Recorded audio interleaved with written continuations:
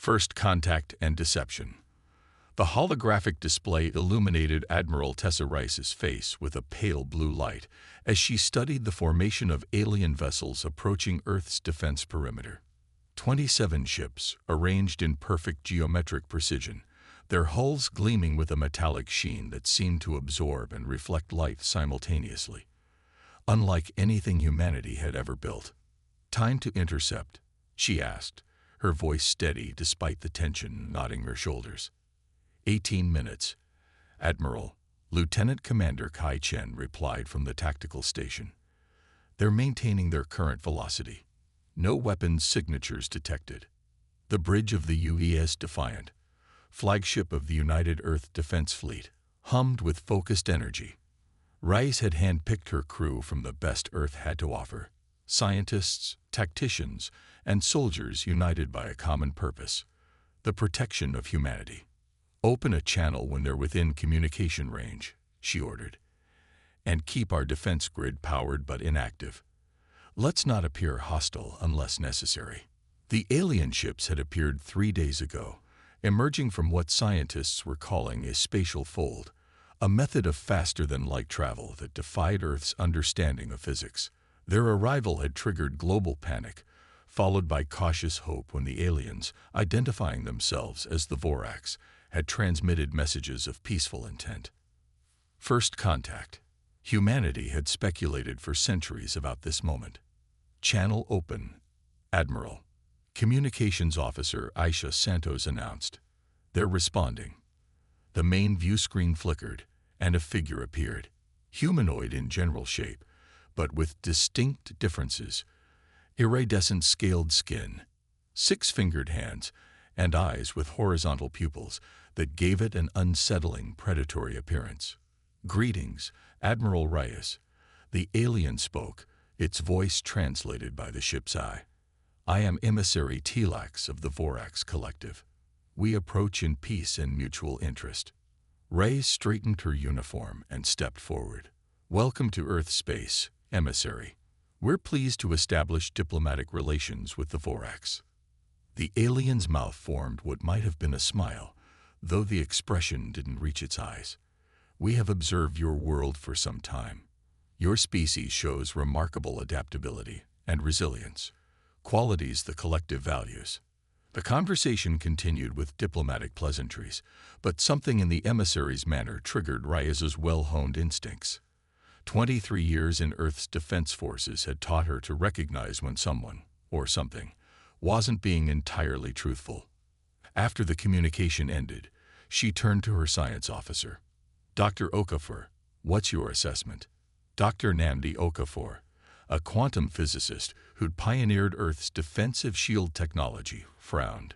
"Their technology is centuries beyond ours, Admiral. The energy readings from their ships are off the charts. And there's something else." He pulled up a series of spectral analyses. "Their hulls contain traces of elements we've never seen before, but there's also something familiar: concentrated rare earth minerals, similar to what we mine on Mars and Europa. Materials they could find on uninhabited planets." Reyes mused. "So why come here?" "Perhaps it's us they're interested in," Chen suggested. "Cultural exchange, knowledge." Reyes shook her head. "No, there's something else." She turned to Santos. "Contact EDEF headquarters. I want a secure line to General Nakamura." Hours later, as the Vorak ships established orbit around Earth, Reyes sat in the secure briefing room with her senior staff and a holographic projection of General Ayako Nakamura, Supreme Commander of Earth's Defense Forces. "The diplomatic corps is celebrating," Nakamura said, her expression grim. "The Voraks are offering technology that would advance us by centuries. Medical treatments, clean energy solutions, even limited faster-than-light capabilities. And what do they want in return?" Reyes asked. "Access to our mining operations on Mars, Europa, and the Belt, and permission to establish what they call cultural exchange centers in 12 major cities." Okafor leaned forward. "General, Admiral, I've been analyzing the data from our long-range scans of their ships. They're running some kind of encrypted communication back to what appears to be a much larger fleet beyond Pluto's orbit. The room fell silent. How many ships? Nakamura asked finally. At least 300, possibly more. Reyes felt cold certainty settle in her stomach. It's not a diplomatic mission. It's an advance team. For what? Chen asked, though his expression suggested he already knew. Invasion, Reyes said simply, or colonization. They're assessing our defenses, our resources, the technology they're offering. It's just enough to make us grateful, not enough to make us a threat. Nakamura's holographic form flickered as she leaned closer. You realize what you're suggesting, Admiral. Accusing the first alien species we encountered of deception could jeopardize humanity's future in the galactic community. With respect, General, I'm more concerned about humanity having a future at all. Reyes activated a display showing Earth's defense capabilities against the Vorax fleet. The simulation showed Earth's forces being overwhelmed in minutes.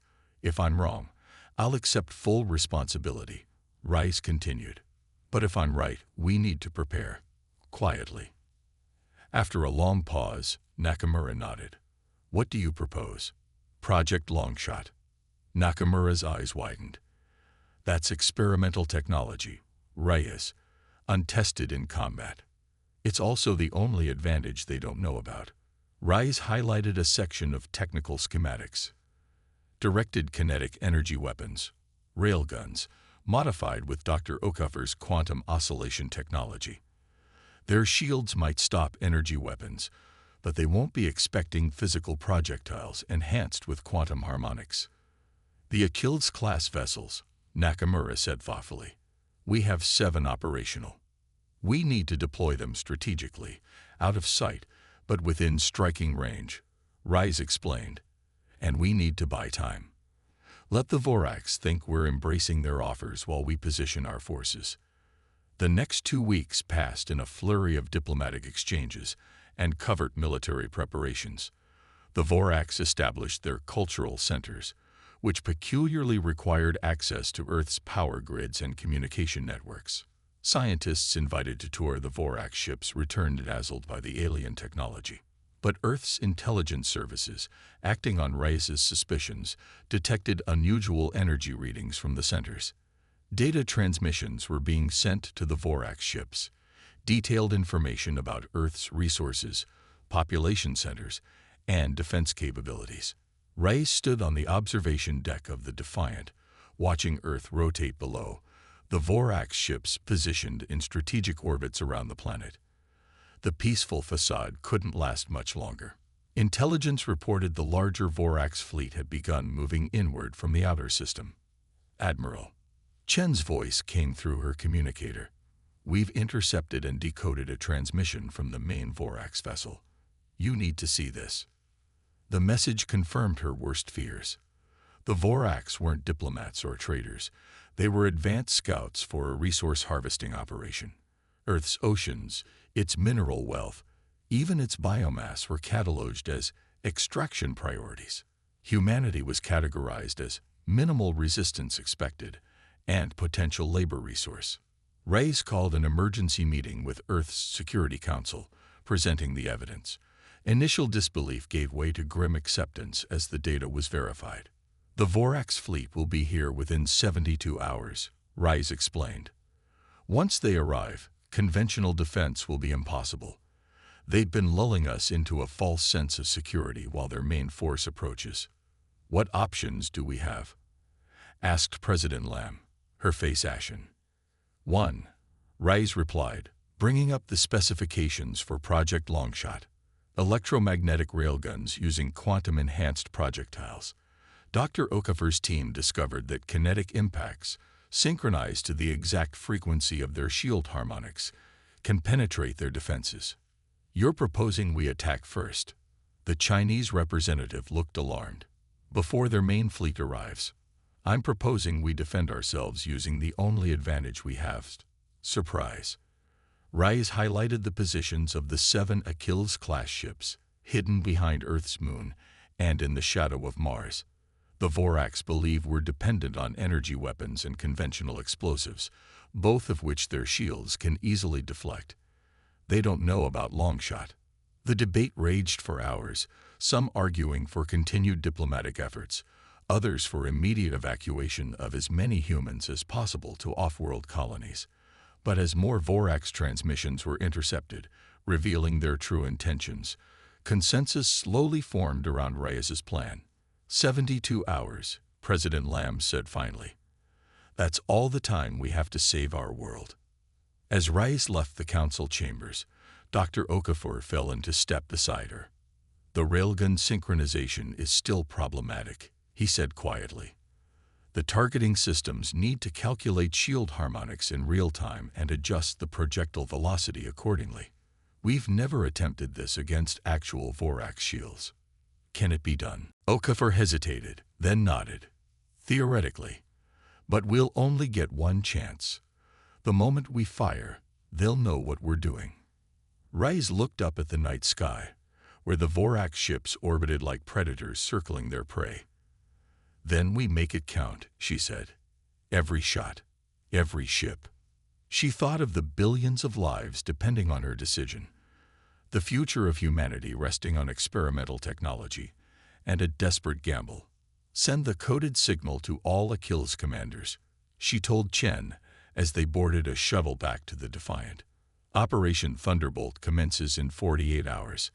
As Earth turned beneath them, Admiral Reyes prepared for the most important battle in human history, one that would be fought not with the advanced energy weapons of science fiction, but with the principles of kinetic energy that humans had understood for centuries, refined with cutting-edge quantum science. Sometimes, she thought, the oldest solutions were the best ones, especially when your enemy wasn't expecting them. The battle strategy. The war room aboard the UEA's Defiant hummed with subdued activity as Admiral Reyes studied the holographic display showing Earth, the orbiting Vorax vessels, and the approaching main fleet. Red markers indicated the hidden positions of the 7 Achilles-class railgun ships, humanity's secret weapon and possibly its last hope. The Vorax have accelerated their timetable, Commander Chen reported, his face grim. Their main fleet will arrive in 36 hours, not 72 as we initially calculated. Reyes nodded, unsurprised. They've gathered enough intelligence about our defenses. They know we're vulnerable. Dr. Okafor entered, carrying a data tablet. Dark circles under his eyes testified to sleepless nights perfecting the quantum harmonic technology that might save Earth. Final calibrations are complete, Admiral. The railguns are as ready as they'll ever be. How confident are you in the targeting systems? Reyes asked. Okafor exchanged glances with Lieutenant Zhao, the weapons specialist who had joined them. Each Achilles ship has 3 primary railgun emplacements, Zhao explained. We've modified the projectiles with quantum resonance cores that can adjust to shield frequencies upon impact. But timing is critical. All shots must hit within a 3-second window. And accuracy. Reyes pressed. We're looking at 87% effectiveness at our current range, Okafor admitted. That's assuming their shields operate on the principles we've observed. Reyes absorbed this information, calculating odds and contingencies.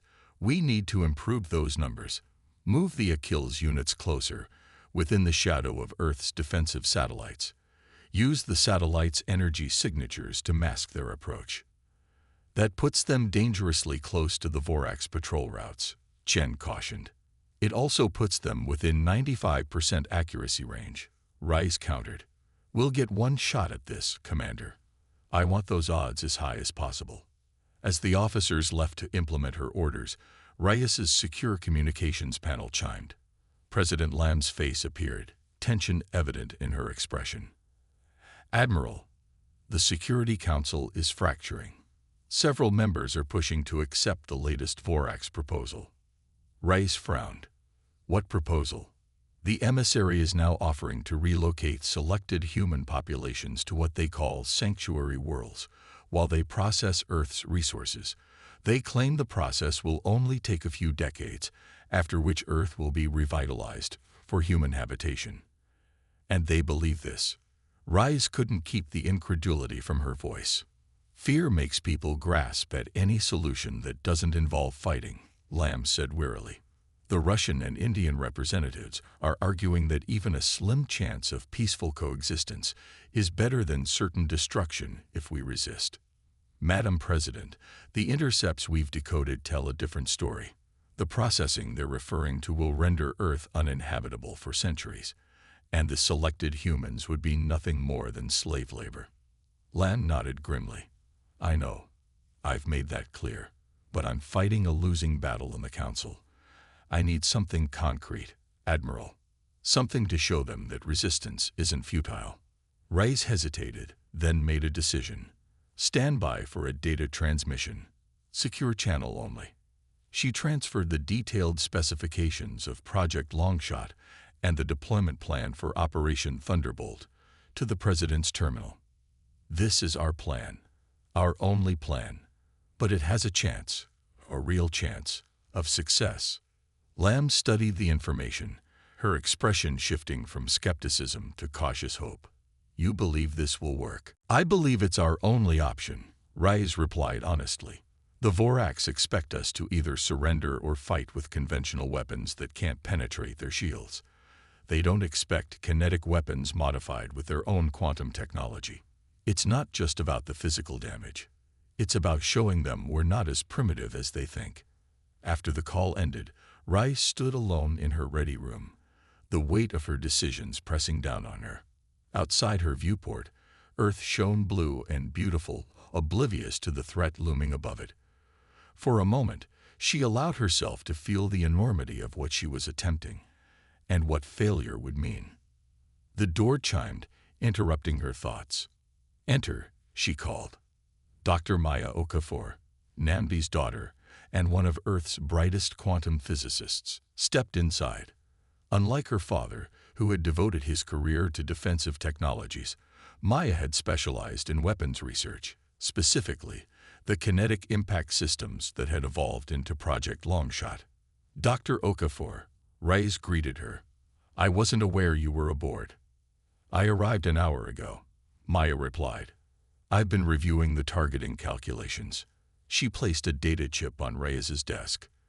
I've developed an alternative firing solution that could increase our effectiveness to 93%. Reyes raised an eyebrow. Your father's team already optimized the targeting systems. My father is brilliant, Maya acknowledged. But he thinks defensively. I think offensively. She activated a holographic display showing the Voraks' shield harmonics. He's trying to breach their shields with brute force, albeit precisely calibrated brute force. I'm suggesting we use their own shield resonance against them. The hologram shifted, showing a simulation of a railgun projectile striking a Vorak shield. Instead of penetrating directly, the projectile created a cascading energy reaction that collapsed the shield from within. A quantum feedback loop, Rides realized. Maya nodded. Exactly. We don't need to overpower their shields. We just need to disrupt their coherence long enough for the kinetic energy to do its work. Rice studied the simulation, watching as the virtual Vorak shield collapsed, leaving the ship vulnerable to conventional weapons. How quickly can you implement this? The modifications are already coded. We just need to upload them to the Achilles targeting systems. Do it, Rice ordered. And join the command briefing at 1800 hours. I want you to explain this to the ship commanders personally. As Maya left, Commander Chen entered with the latest intelligence. The Voraks are moving, Admiral. Their ships are repositioning into what appears to be an attack formation. Rice examined the tactical display, noting the new Voraks positions. They had arranged themselves in a complex three-dimensional pattern above Earth's major population centers and military installations. They're not waiting for their main fleet, she realized. They're preparing a first strike now. She tapped her communication panel. All senior staff to the war room immediately, and signal the Achilles fleet. Operation Thunderbolt has been moved up. We launch in 6 hours. The war room filled quickly with officers and specialists, their faces showing a mixture of determination and barely concealed fear.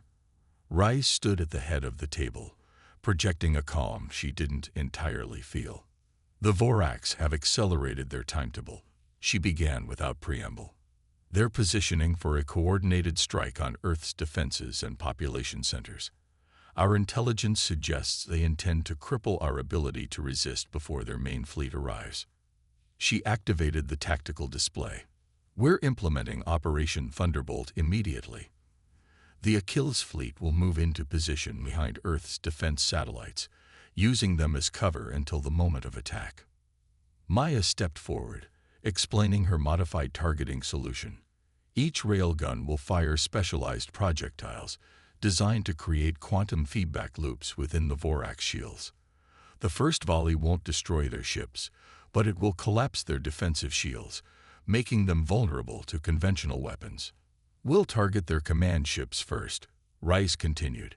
Intelligence indicates that Vorak's fleet operations are highly centralized. Eliminating their command structure should create confusion and disrupt their attack plan. What about civilian evacuations? Asked Medical Officer Dr. Kaplan. Evacuation protocols are already in progress, Chen answered. Priority populations are being moved to hardened underground facilities. Space is limited, but we're prioritizing children and those with skills essential for rebuilding. The grim reality of that statement hung in the air. They were planning for a scenario where much of Earth's surface might be devastated. Make no mistake, Rice said, her voice cutting through the silence. This is humanity's moment of truth. The Voraks believe us to be primitive, easily conquered. They expect either surrender or futile resistance. What they don't expect is innovation, the ability to adapt their own technology against them. She looked around the room, meeting each person's eyes.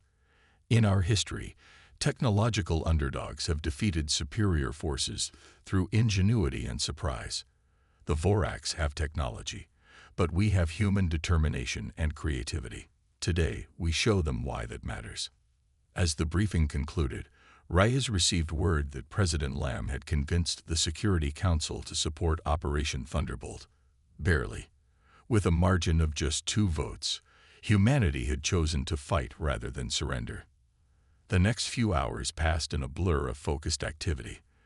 The Achilles ships moved silently into position, their advanced stealth systems keeping them hidden from Vorak sensors. The railguns, massive electromagnetic accelerators capable of launching projectiles at velocities approaching 8% of light speed, were charged and calibrated. Aboard the Defiant, positioned to coordinate the attack, Rice stood on the bridge, watching the countdown on her display. In 5 minutes, humanity would reveal its secret weapon and true capabilities to the Voraks. All Achilles ships report ready, Admiral, Chen announced. Targeting solutions locked.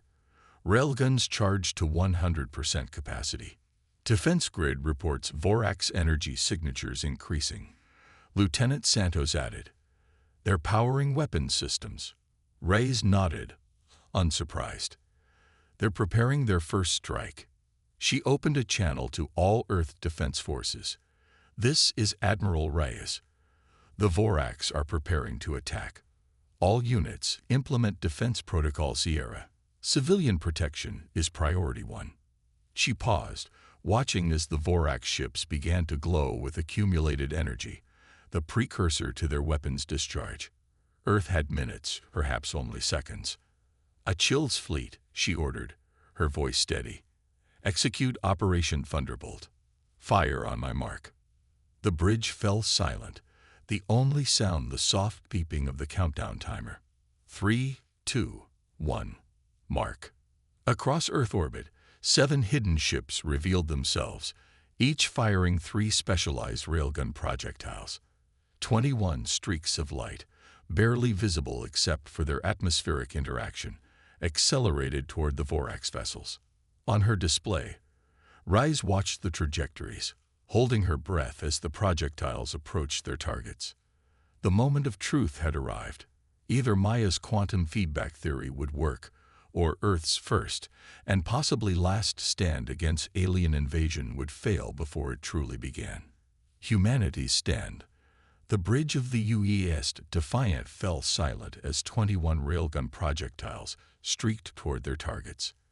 On the tactical display, Rise watched the signatures of the specialized rounds approaching the Vorac's command ships. Each projectile carried a quantum harmonic core, designed to resonate with and disrupt the alien shields. It was advanced science built on a primitive concept, throwing rocks, albeit very fast, and precisely targeted ones. Time seemed to slow as the first impacts occurred. No explosion, no dramatic burst of energy, just a silent, almost anticlimactic contact. For a heartbeat, nothing happened. Then, on the sensor readings, the impossible.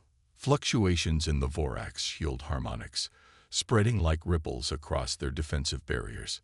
Shield disruption confirmed. Lieutenant Zhao called out, his voice tight with controlled excitement.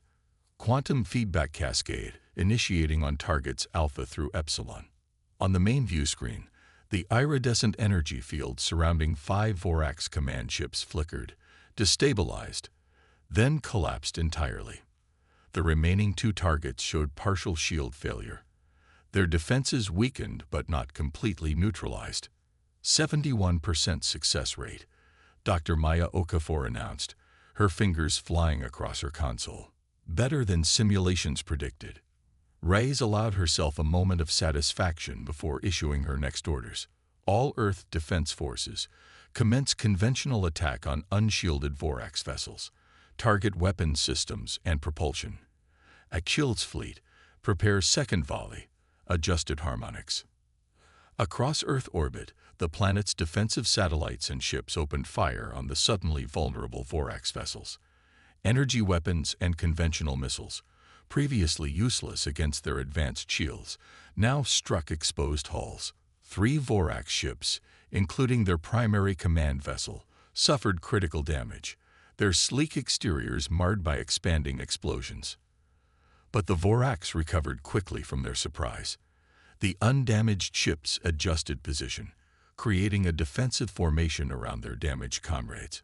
Energy weapons charged, targeting Earth's defense platforms and the revealed Achilles ships. Incoming fire, Chen shouted as the tactical display bloomed with weapons signatures. Multiple Vorac's vessels targeting Achilles 3 and Achilles 5. Reyes watched as 2 of her precious railgun ships took direct hits.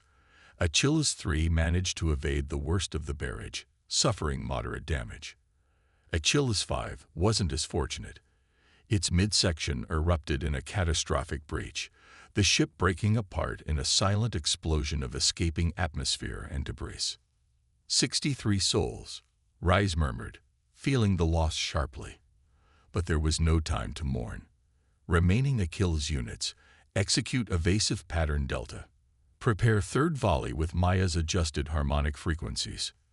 The battle escalated rapidly as the Vorac's recovered from their initial shock.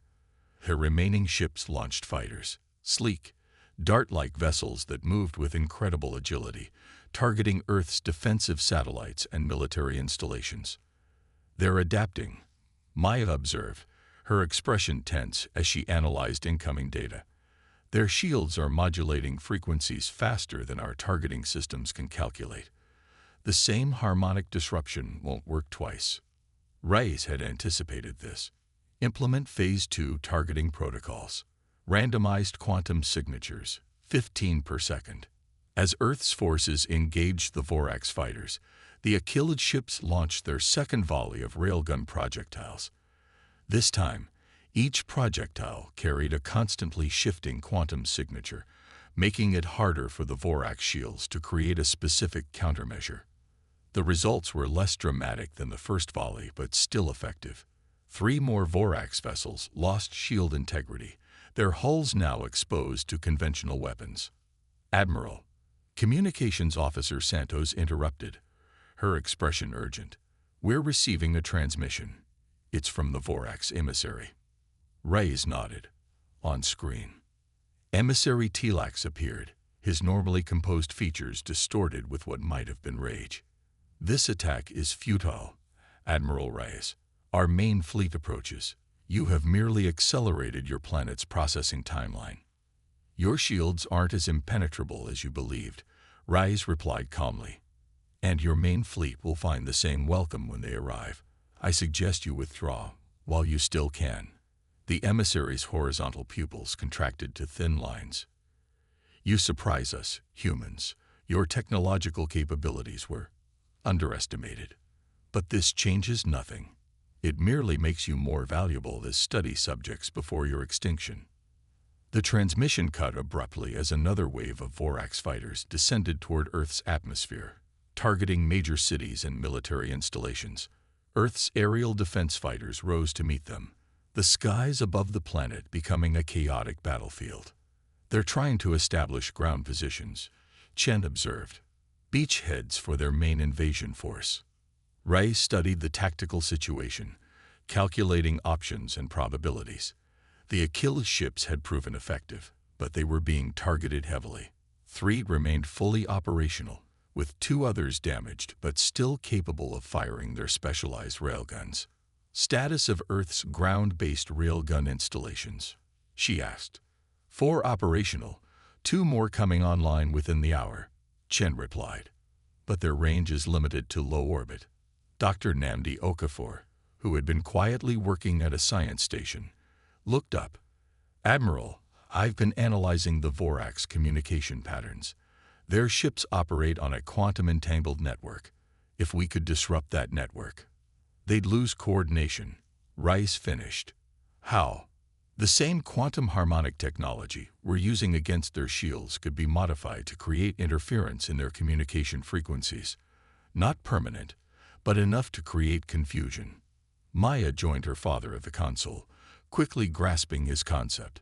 We'd need to adjust the railgun projectiles to detonate in proximity to their ships, creating a quantum resonance field rather than direct impact. Can you implement this in time? Rise asked. The 2 Okefers exchanged looks. Yes, they answered in unison. Do it, Rise ordered. Commander Chen, coordinate with Earth Defense. I want those ground-based railguns targeting any Vorax ship that approaches atmosphere, and get me a direct line to President Lam. As the battle raged across Earth orbit, Rise briefed the President on their progress and the new strategy.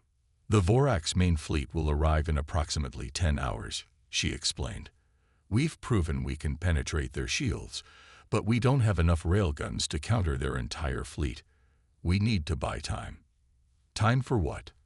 President Lam asked, her holographic image flickering as power fluctuations affected communications. To implement Project Aegis, Rise replied. Dr. Okaver's quantum shield technology, adapted with what we've learned about Vorax shield harmonics. It won't stop them completely, but it might protect major population centers long enough for us to expand our railgun capabilities. Lam's expression was grim but resolute. Do whatever is necessary. Admiral, Earth stands with you. The next hours passed in a brutal exchange of fire and countermeasures. The modified railgun projectiles successfully disrupted Vorax communications, causing their attack patterns to become disorganized. Earth's conventional forces took advantage of the confusion, destroying 3 more Vorax vessels and damaging several others. But the cost was high. 2 more Achilles ships were lost, along with dozens of conventional defense vessels and satellites. Reports from Earth detailed Vorax fighter impacts in 17 major cities, with casualties mounting. As the 6-hour mark approached, sensors detected the arrival of the Vorax main fleet, hundreds of ships emerging from spatial folds at the edge of the solar system. They're holding position, Chen reported, surprise evident in his voice. Not advancing. On the communications channel, another transmission from emissary Tlax appeared. His demeanor had changed, the arrogance replaced by cautious respect. Admiral Reyes, he began. The Vorax Collective has reassessed the situation. Your defense capabilities exceed our initial evaluation. The projected resource yield from your planet no longer justifies the expenditure required to process it. Reyes maintained a neutral expression, though inside she felt a surge of hope. Does this mean you're withdrawing your forces, emissary? The collective proposes a cessation of hostilities. Tlax replied carefully. We will withdraw beyond your solar system boundary. In exchange, we request technological exchange, specifically, your quantum harmonic capabilities. Rise almost laughed at the audacity. You came to conquer us, and now you want to trade. I think not. Emissary, here are our terms. You will withdraw all forces immediately. You will provide reparations for the damage and lives lost. And you will spread word to other spacefaring species that Earth is not a target for harvesting or colonization. The emissary's expression shifted through what might have been several emotions. You are not in a position to demand terms. Admiral, our main fleet still outnumbers your forces significantly. And yet you're offering to withdraw rather than engage. Rice countered. Your advance force has lost 7 ships to our primitive technology. How many would your main fleet lose? 50. 100. Is that an acceptable cost for your collective? After a long pause, Telax inclined his head slightly. We will withdraw. No reparations, but we will acknowledge Earth's territorial sovereignty to other species we encounter. Acceptable, Rise replied, knowing that pushing too hard might restart the conflict. But be warned, emissary. We will continue to develop our defenses. Should the Vorax return with hostile intent, the cost will be higher. After the transmission ended, the bridge remained silent as they watched the Vorax ships begin to retreat, moving out of Earth orbit toward the edge of the solar system. They're holding position, Chen reported, surprise evident in his voice. Not advancing. On the communications channel, another transmission from emissary Telax appeared. His demeanor had changed, the arrogance replaced by cautious respect. Admiral Reyes, he began. The Vorax Collective has reassessed the situation. Your defense capabilities exceed our initial evaluation. The projected resource yield from your planet no longer justifies the expenditure required to process it. Reyes maintained a neutral expression, though inside she felt a surge of hope. Does this mean you're withdrawing your forces, emissary? The Collective proposes a cessation of hostilities. Telax replied carefully. We will withdraw beyond your solar system boundary. In exchange, we request technological exchange, specifically, your quantum harmonic capabilities. Rise almost laughed at the audacity. You came to conquer us, and now you want to trade. I think not. Emissary, here are our terms. You will withdraw all forces immediately. You will provide reparations for the damage and lives lost. And you will spread word to other spacefaring species that Earth is not a target for harvesting or colonization. The emissary's expression shifted through what might have been several emotions. You are not in a position to demand terms. Admiral, our main fleet still outnumbers your forces significantly. And yet you're offering to withdraw rather than engage, Rice countered. Your advance force has lost 7 ships to our primitive technology. How many would your main fleet lose? 50. 100. Is that an acceptable cost for your collective? After a long pause, Telax inclined his head slightly. We will withdraw. No reparations, but we will acknowledge Earth's territorial sovereignty to other species we encounter. Acceptable, Rise replied, knowing that pushing too hard might restart the conflict. But be warned, emissary. We will continue to develop our defenses. Should the Vorax return with hostile intent, the cost will be higher.